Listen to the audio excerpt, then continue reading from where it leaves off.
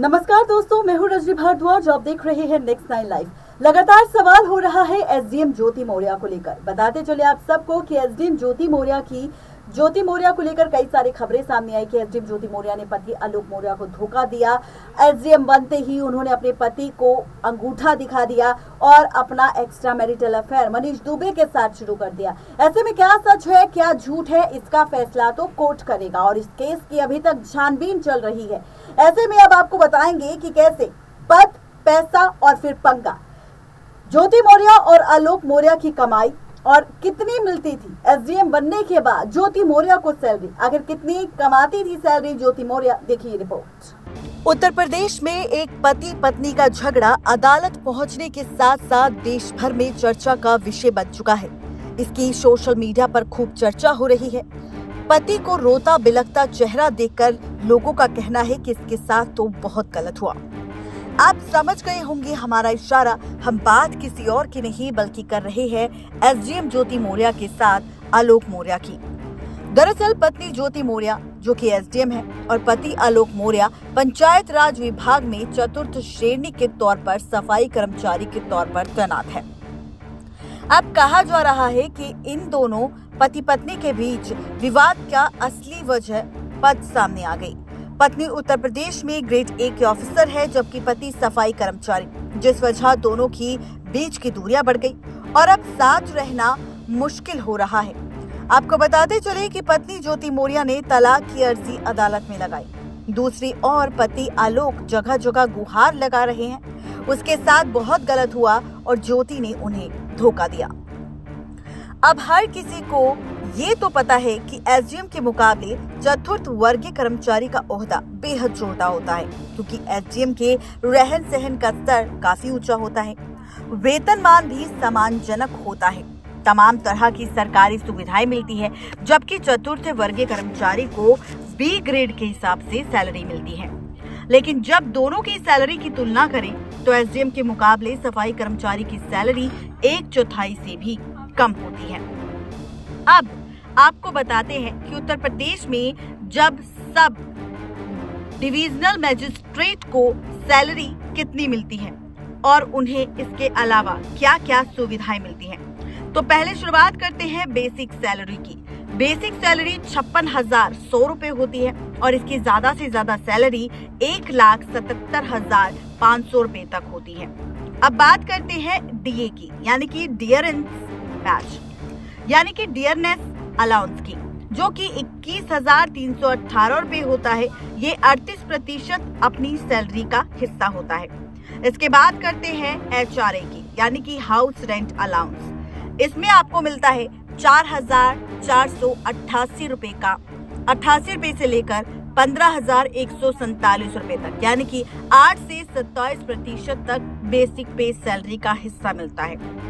इसके बाद आपको ट्रांसपोर्ट अलाउंस भी मिलता है जो कि टीए होता है 7200 रुपए से लेकर 10,000 रुपए तक।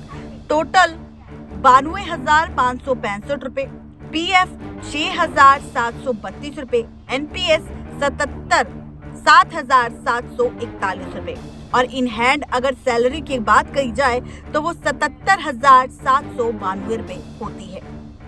इस हिसाब से अगर देखा जाए तो एसडीएम की शुरुआती salary, starting in hand salary करीब 92,565 रुपए होती है, जिसमें से पीएफ के लिए करीब 6,732 रुपए और एनपीएस के लिए करीब 7,741 रुपए कटता है। दोनों को मिला दे तो राशि 14,773 रुपए होती है। कुल सैलरी में इसे अगर माइनस कर दिया जाए तो इन हैंड सैलरी 77,792 रुपए महीने की मिलती है। हालांकि अनुभव बढ़ने के साथ साथ सैलरी में भी बढ़ोतरी होती है। जहां तक बात ज्योति मौर्य की है तो वो पिछले 6 साल से नौकरी कर रही है।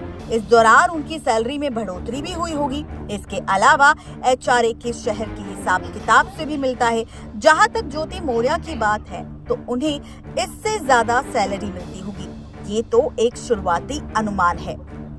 एसडीएम को सैलरी के साथ कई तरह के भत्ते और सुविधाएं भी मिलती है, जैसे सरकारी आवास, सुरक्षा गार्ड, माली, कुक जैसे help house batch, house helper और एक सरकारी वाहन जो कि एक टेलीफोन कनेक्शन और फ्री बिजली वगैरह सब कुछ उन्हें मिलता है। इसके अलावा आधिकारिक यात्राओं के दौरान उच्च श्रेणी का सरकारी आवास और रिटायरमेंट के बाद पेंशन भी दी जाती है।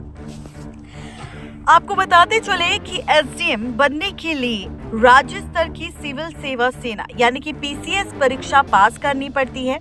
एसडीएम यानी सब डिविजनल मजिस्ट्रेट किसी जिले के डीएम यानी डिस्ट्रिक्ट मजिस्ट्रेट के नीचे काम करता है। अगर ज्योति मौर्य की बात है तो उन्होंने साल 2015 में पीसीएस की परीक्षा में 16वां स्थान हासिल किया था।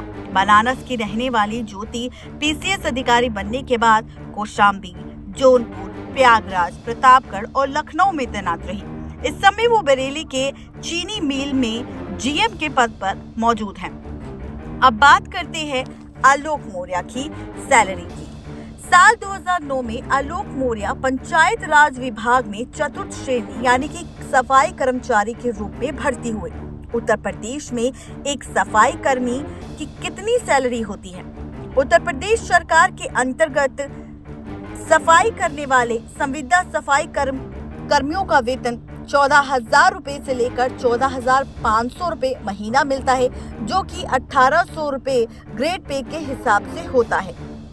उत्तर प्रदेश में सफाई कर्मी का वेतन 5,200 रुपए होता है, 1,800 रुपए ग्रेड पे होता है। इस हिसाब से शुरुआती salary calculation 18,000 plus HRA plus 42% DA बनता है।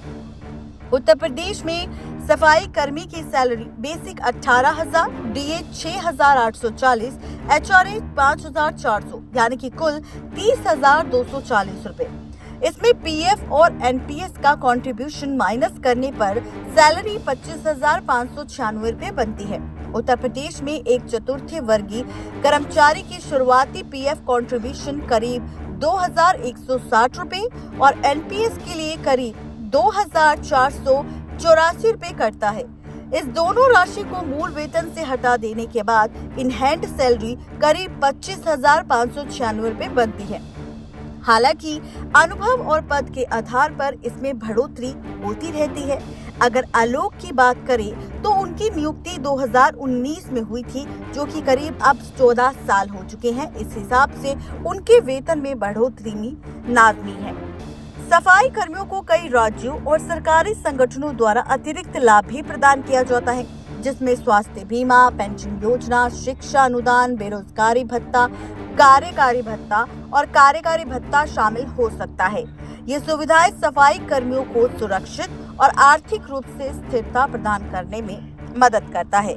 तो इस रिपोर्ट से आप सब जान चुके होंगे कि किस तरह से यहाँ पर आलोक और ज्योति मौर्य की जो सैलरी है उसमें दिन रात का फर्क है। जहाँ पर ज्योति मौर्य को 77,000 रुपए मिलते हैं, तो वहीं यहाँ बात करें आलोक मौर्य की तो उनकी सैलरी महज 18 से 25,000 के बीच में है, यानी कि उनकी सैलरी का चौथा हिस्सा।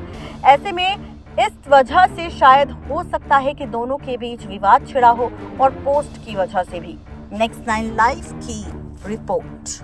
तो देखा आपने ज्योति मौर्य की सैलरी पर हुआ चौंकाने वाला खुलासा। उनकी सैलरी की सच्चाई जानने के बाद उड़ गए थे मनीष दुबे के साथ साथ उनके पति आलोक मौर्य के भी होश। अब इस मामले पर जानने के बाद आप क्या लेंगे फैसला, जरूर बताएं नीचे दिए गए कमेंट बॉक्स में। आज के लिए सिर्फ इतना ही, तब तक ले दीजिए इजाजत। शुक्रिया।